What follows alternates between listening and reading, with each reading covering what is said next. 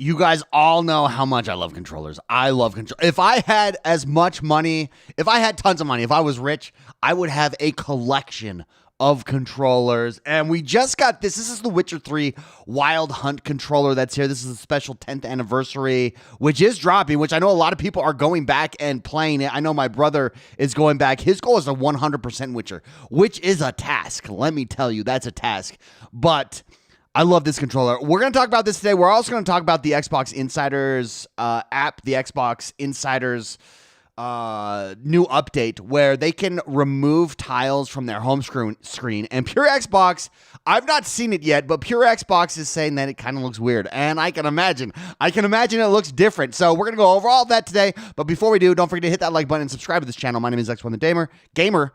We drop videos like this all the time right here. So like, subscribe to us. Also, consider becoming a member. You can hit that join button below if you like what we're doing. Support the channel, become a member, and let's jump into it. This is it right here. The Witcher 3 Wild Hunt is getting special 10th anniversary Xbox controllers.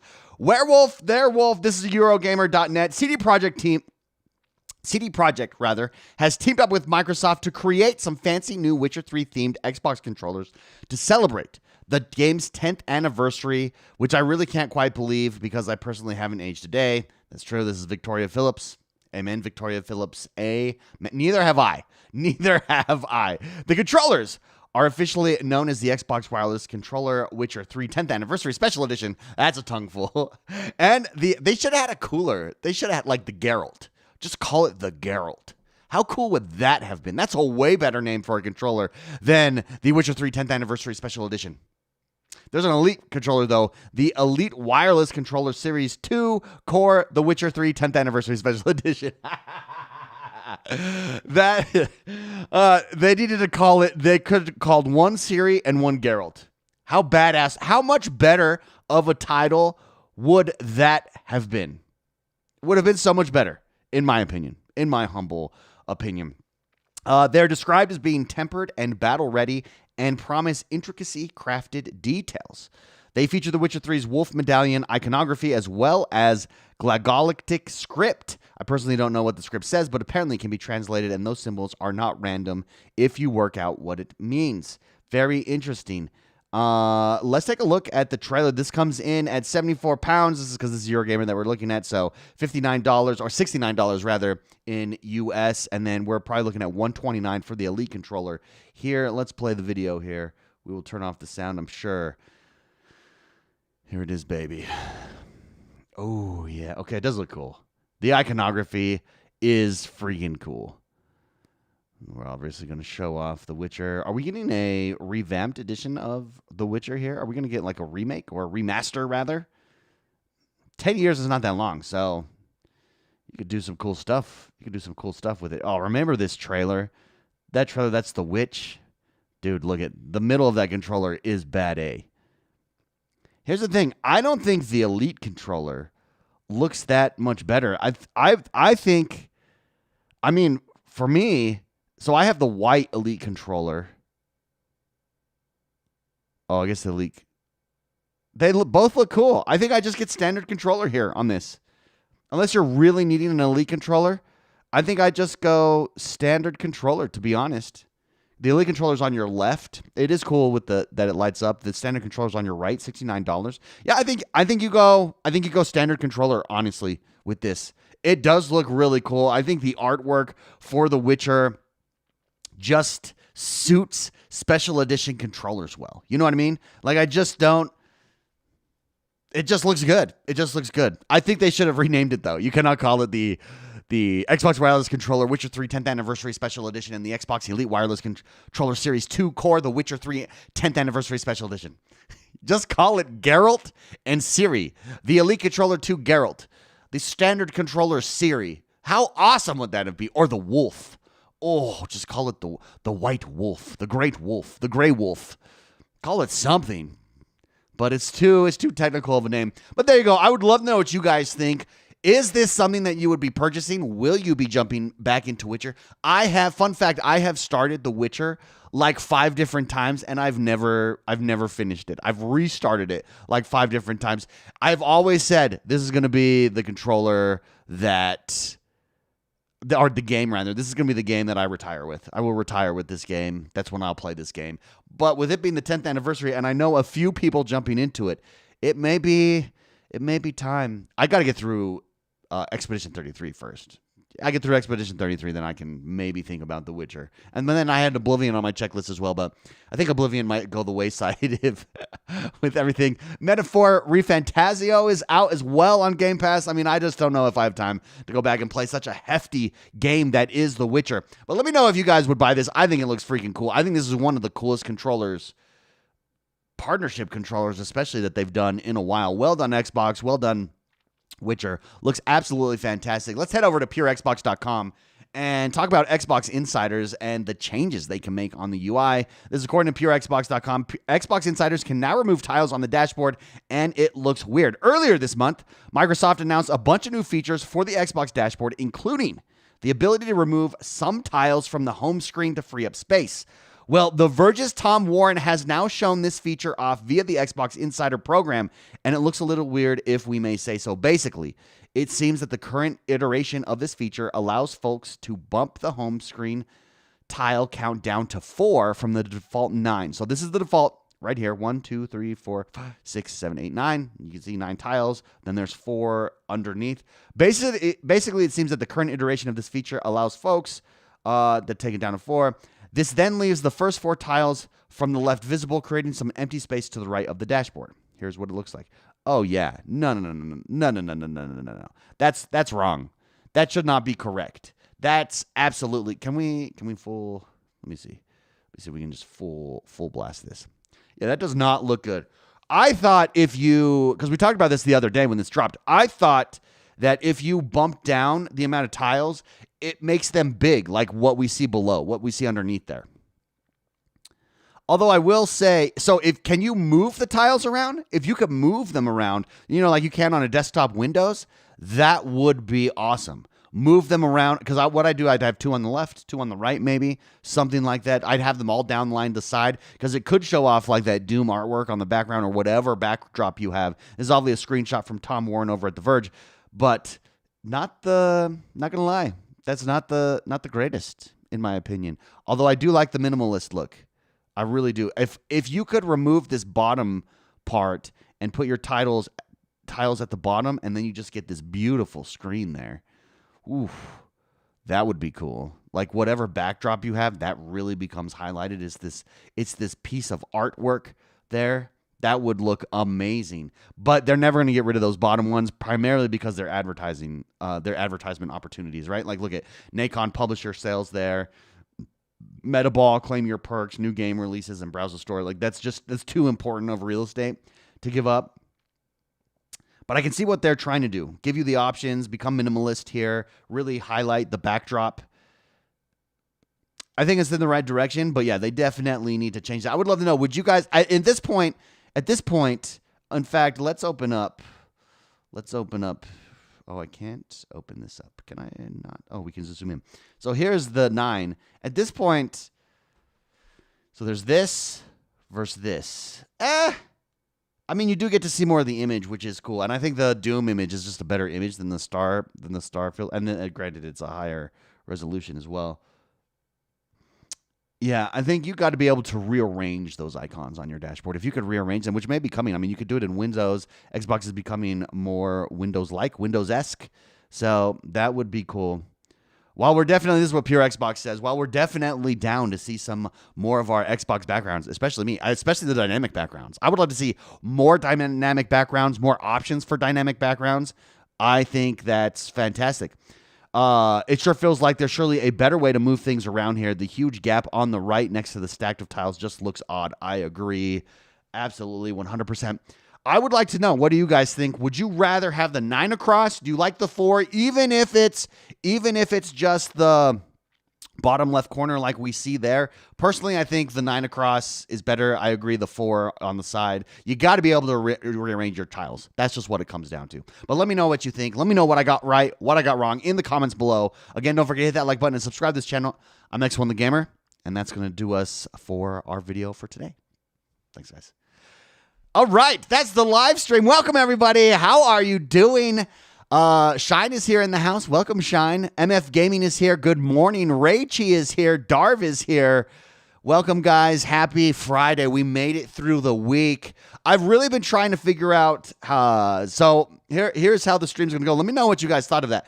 I've been trying to figure out, because I'm just so busy, more busy than ever, and so I do the stream now every morning, which we made it every morning, guys. This week we did it Monday through Friday. I'm very happy, very proud of that. Where we can review the news. I think what we're going to do is I'm going to front load the video for the day, record it, then I can repurpose that in the live stream, and then we'll chat and hang out and go over some things together as the live stream. What do you think of that? Is that weird? Is that odd? Do you like that format? Because then I can take that and that's my video for the day rather than having to create a separate video, et cetera, et cetera, et cetera, et cetera. Where did et cetera come from? Is that Latin? Et cetera. And when you see it spelt, you're like, oh, that's how you spell. That's one of those words that you're like, oh, that's how you spell that. Oh, that's weird. It is Friday, which means there are game plans today.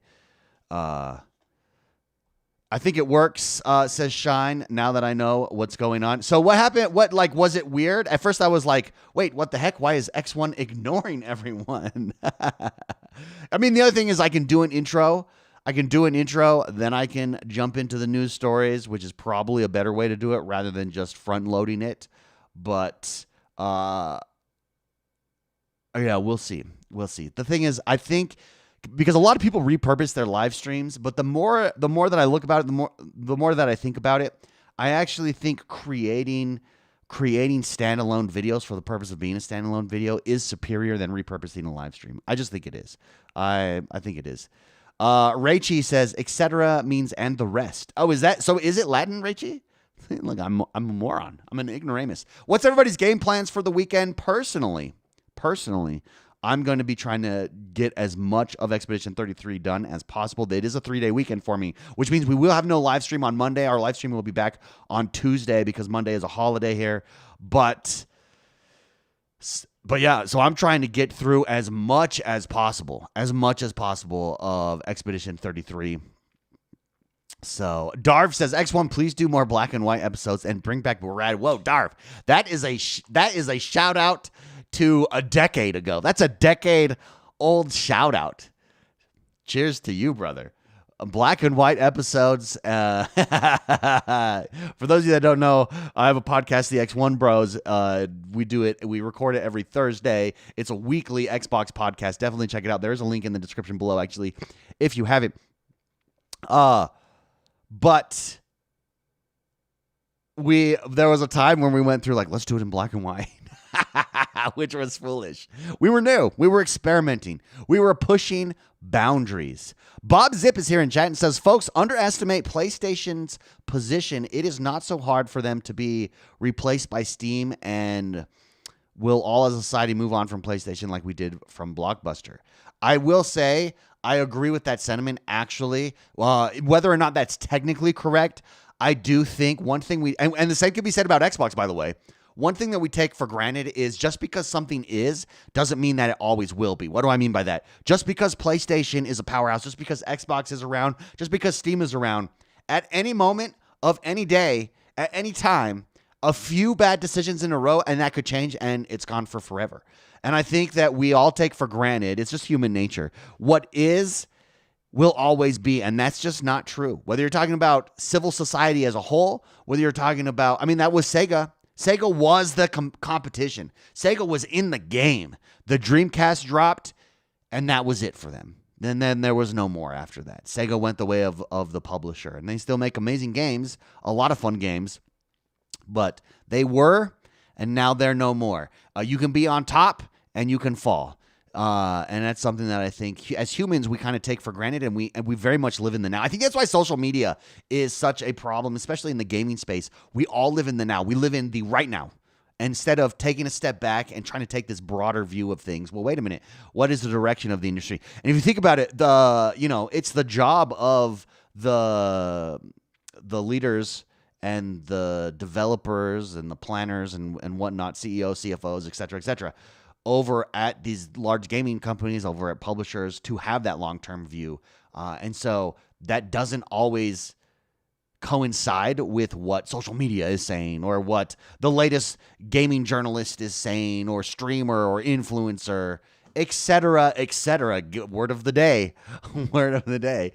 And so there's a conflict there. And sometimes, living in the now could look not great. The now could be things that you don't like. But the long-term plan, you take a step back and it makes a little bit more sense. But anyways, that's me off my high horse there. Shine says, as far as gaming, not a ton of gaming time. Got 2 movies to see. Lilo and Stitch. Is the Lilo and Stitch, that's the live action, is that out? That's out this weekend. And Mission Impossible, I know Mission Impossible is out. I'm probably going to see that as well. The problem with Mission Impossible is I don't remember. I watched the first one, and I remember I liked the first one, first of all. But at the end of the movie, I was pissed because I did not realize. I went into that movie thinking I was getting a full Mission Impossible movie. I did not realize it was a 2-parter.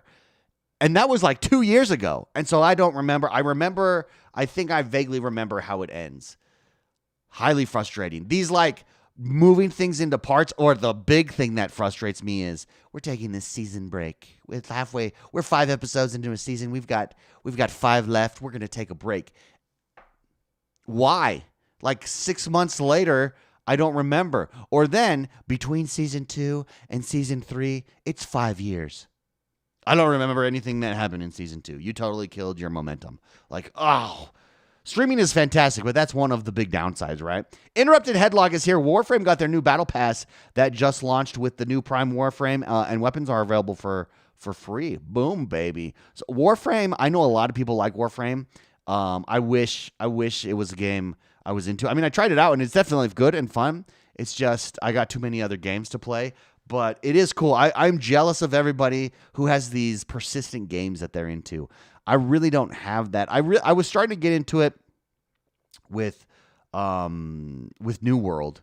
I very much enjoyed New World. The problem is with those games, when you take some time away and you come back, I totally forget what I was working on. My memory is not that great. That is where AI could help us, by the way. AI being able to recap where you're at and what you were doing and catch you back up would be awesome. Xbox BG, I'm considering moving to PlayStation because Xbox Game Pass has too many games and I don't have the time to play them all.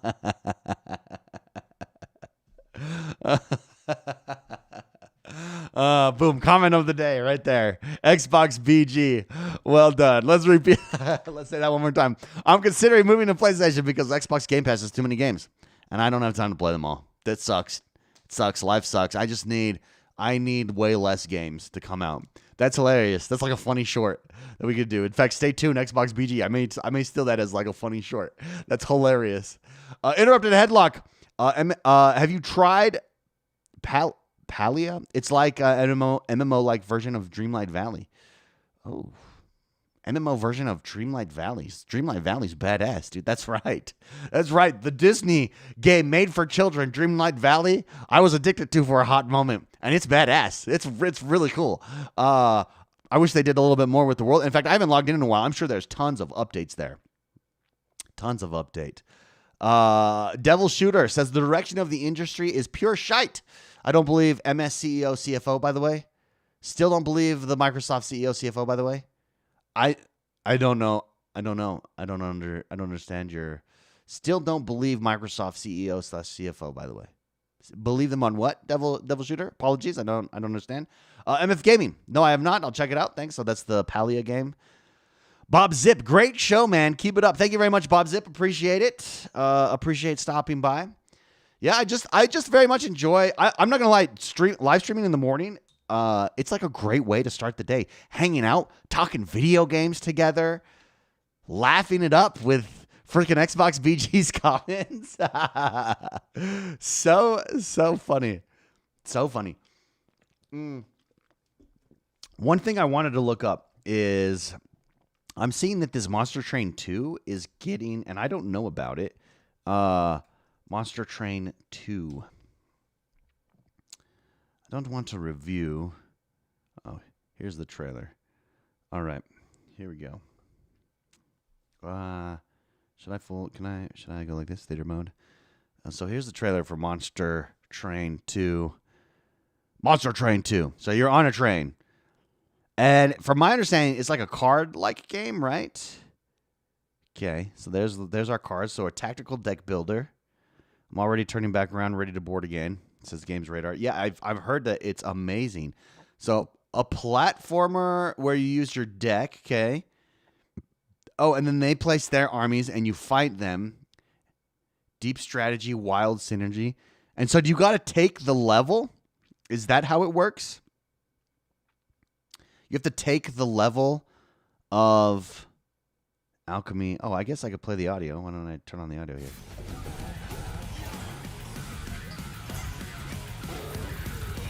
Super cool concept. Way cool concept, though. That's Monster Train 2, everybody. Has anybody had a chance to jump into it? This is on Game Pass, or rather coming to Game Pass. Looks cool, in my opinion. Hold on. Does it start out with anything here?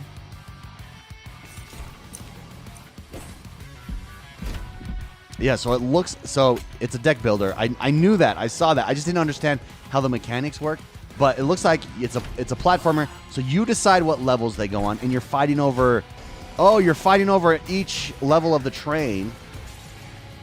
Oh, very cool. Okay. Huh. Very interesting. Yeah, that looks interesting. What do you guys think? Has anybody had a chance to jump into that? Does anybody know about Monster Train? This is number 2, so there was a first one. Number 2 would indicate that there was a first one. Bob Zip says, I can't help to notice that Doom the Dark Age is actually building upon Quake, and on top of that, it's the best game we've got from Xbox in a long time. So that I have it downloaded. That I may jump into. I've yet to jump into Doom Dark Ages. It really seems to get, like, people that really liked Doom Eternal think that Doom Eternal is superior to Dark Ages. People that didn't like Doom Eternal at all are absolutely loving Dark Ages, which is a really interesting concept there. So it shows that they definitely iterated on their gameplay there and shifted a little bit of the feel and direction. It's a little more tactical. I think it's a little bit more slow paced from what I can understand. Obviously, the shield is going to change that up, and how the weapons work. To my understanding, at least what I've seen and what I've been told, is you don't have to always be moving forward in this Doom like past Dooms. Because you have the shield, you can sit still and be more tanky in that respect, which in concept, I like. I don't know how that plays out when I jump in and play it, but in concept, I like. But that is getting, I think, on Metacritic, it's like an 86 right now, 85, 86, which is really solid for that game. But the most interesting part is people that I know that really liked Doom Eternal are less hyped about this. Not in a bad way. They still say it's a fantastic game, but I think Doom Eternal was a little better. And then people that I know that did not like Doom Eternal are loving this. So there's a Doom out there for everybody. I think moral of the story, id created a Doom for everybody. You don't like Doom Eternal? We've got Dark Ages, baby. You don't like Dark Ages? We've got Doom Eternal. And that's how they're deciding that from there.